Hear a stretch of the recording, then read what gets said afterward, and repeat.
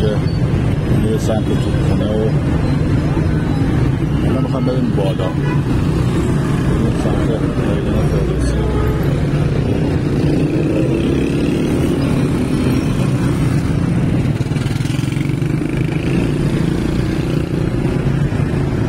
لاسکو بیشتر بورس پوشاکه ازش فردوسی و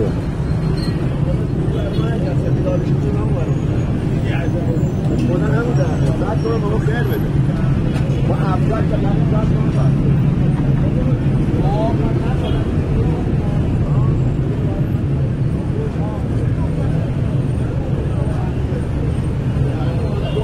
سکر قدیم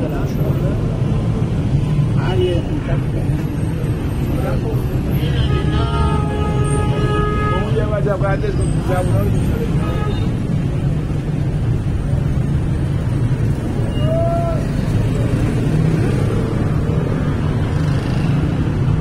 چی میشه ایران یه روز اینجوری باشه؟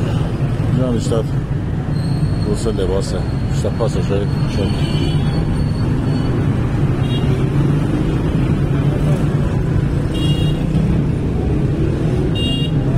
اینجا رمونه یه جاسوسیه، به قول اینا انگلیسه.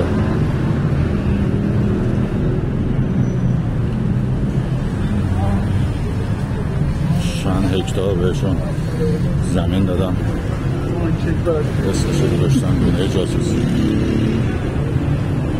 اینجا هم همه‌چی پیدا میشه، ادویات و اصلی و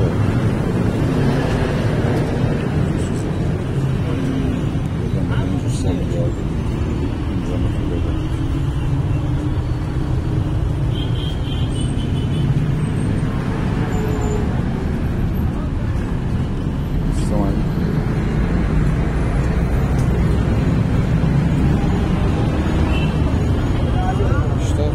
سنگ و نقره و اینجور چیزا نمید.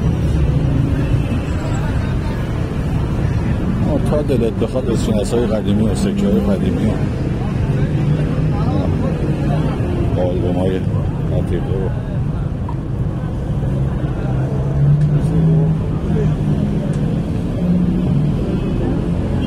اسکنس‌های زمان شاه اینجا همه چی پیدا میشه. سکه زیاده قدیمی نیست، 25 تومانی 50 تومانیه، 15-20 سال پیش خودمون.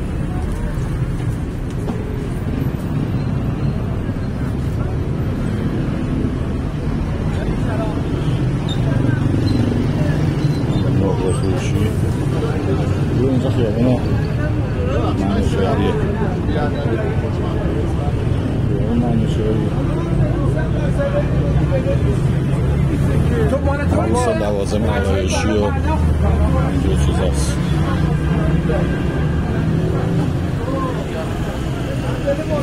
آدم شلوغ و هر موقع بیا اینجا اینجوری ها.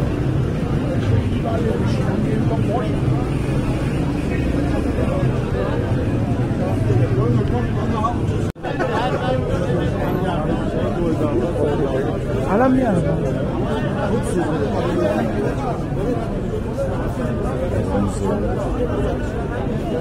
بیشتر از موقع عتیقه هست اینجا.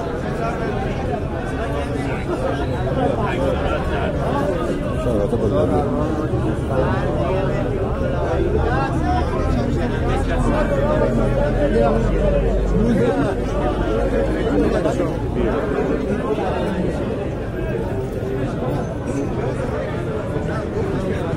اینجور نقره و نیست و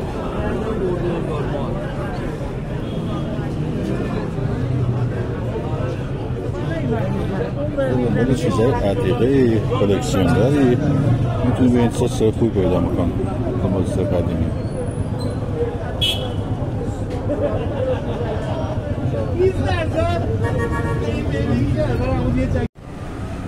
خب خیابون منوچهری یه جورای عتیقه فروشیه اینجا، پاساژ چلستون،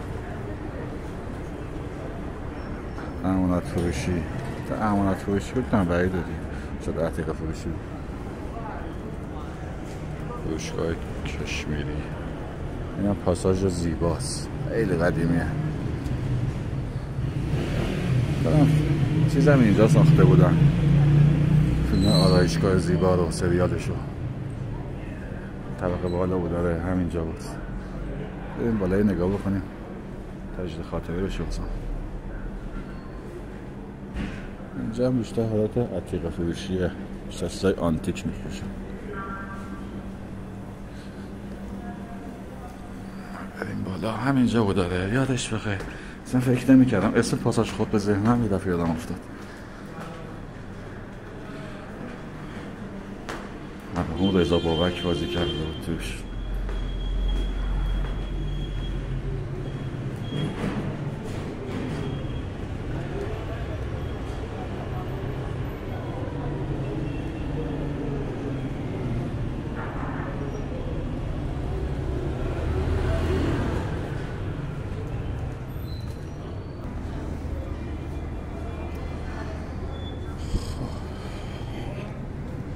بیشتر آنتیک فروشیه.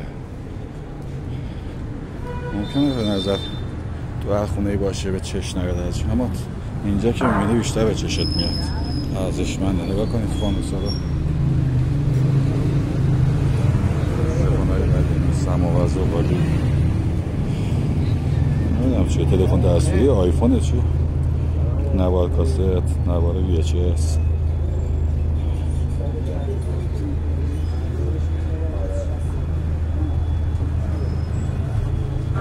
تاس و مهره و چاقو و لاک و انگشتر و